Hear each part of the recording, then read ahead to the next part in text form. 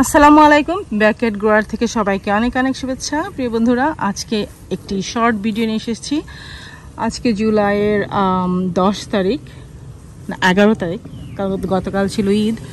তো আজকে বাগানে এসে যেটা দেখলাম যে মাশাআল্লাহ মাশাআল্লাহ মাশাআল্লাহ তাবারাকাল্লাহ, আমার লাউ গাছ যেটা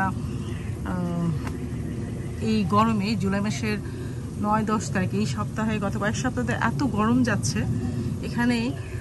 এই গরমে এই সময় লাউ পাওয়াটা আসলে অনেক বাগানের জন্য ভাগ্য। আলহামদুলিল্লাহ আলহামদুলিল্লাহ মাশাআল্লাহ তাবারাকাল্লাহ। আপনারা দেখুন আমার এই বছরে লাউ গাছের যে লাউয়ের ফলন, চলুন গাছ থেকে আপনাদেরকে দেখাচ্ছি। মাশাআল্লাহ,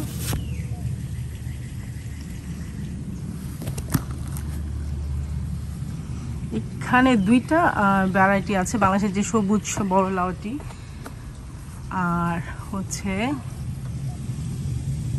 যেটা বিন্দু লাউ বা আমি যেটাকে বলেছি রাউন্ড বেলি লাউ। এগুলি মাশাআল্লাহ এই সময়টাতে এই গরমের মধ্যে প্রচুর পরিমাণে আমার হচ্ছে।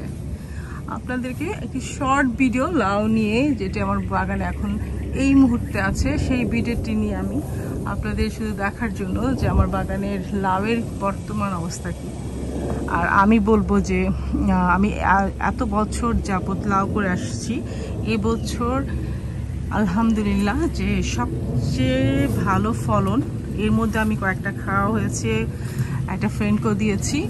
আর এখন এই মুহূর্তে দেখুন মাশাআল্লাহ প্রচুর পরিমাণে ছোট ছোট লাউয়ের যে ফলন শুরু হয়েছে বিভিন্ন সাইজে, দেখতে পাচ্ছেন। বলা যায় মাত্র শুরু। আলহামদুলিল্লাহ আলহামদুলিল্লাহ। এই গরমও, এই ভীষণ গরমের মধ্যে এই ভ্যারাইটিটা কিন্তু আলহামদুলিল্লাহ হচ্ছে। যদি বলেন যে আমি কি সার দিচ্ছি, আপনারা সবাই জানেন, যারা আমার ভিডিও দেখছেন, আমাকে ফলো করছেন আমার ইউটিউব চ্যানেলে অথবা আমার পেজে, তারা কিন্তু জানেন যে আমি সম্পূর্ণ অর্গানিক বাগান করি।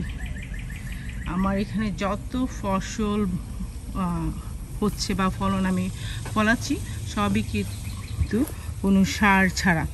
আমার প্রিভিয়াস যে ভিডিওগুলো আমি দিয়ে আসছি কয়েক বছর ধরে, সেখানে আমি দেখাচ্ছি যে কিভাবে মাটির উর্বরতা বাড়ানো যায়, কিভাবে প্রাকৃতিকভাবে।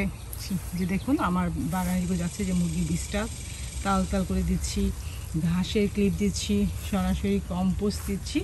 আর এই গরমে যাতে আমার পানিটা যেহেতু প্রচুর পরিমাণে লাগছে, প্রচুর ঘাস দেখুন শুকিয়ে গেছে গরমের জন্য, যেখানে সবুজ থাকে বার্ন হয়ে যাচ্ছে ঘাস, যেখানে পানি নাই।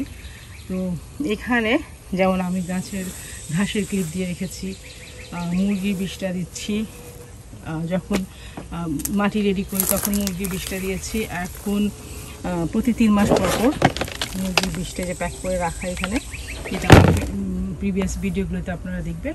আর আলহামদুলিল্লাহ আপনারা দেখুন যে এই সময়টাতে এই গরমে যখন পানির খুবই টানাটানি আর বৃষ্টি হচ্ছেই না, সেই মুহূর্তে আলহামদুলিল্লাহ যে আমার লাউয়ের কেমন ফলন হচ্ছে, এটা আমি আলহামদুলিল্লাহ ব্লেসড।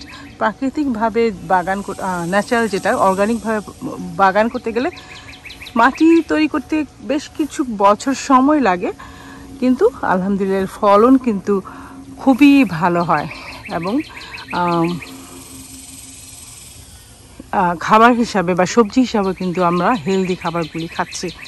সার দিয়ে বা কীটনাশক দিয়ে যে ফসলগুলি আমরা নর্মালি টেবিলে নিয়ে আসি, সেটা কিন্তু দেখা যায় স্বাস্থ্যের জন্য ভালো না।